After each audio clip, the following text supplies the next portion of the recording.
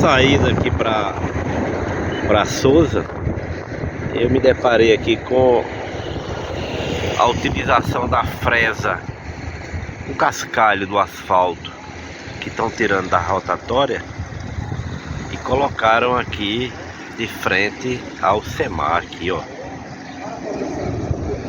Fizeram um trabalho interessante.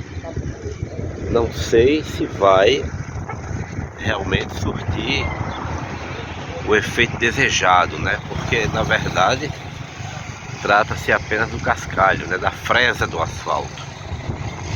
Mas em todo caso é uma boa utilização, né?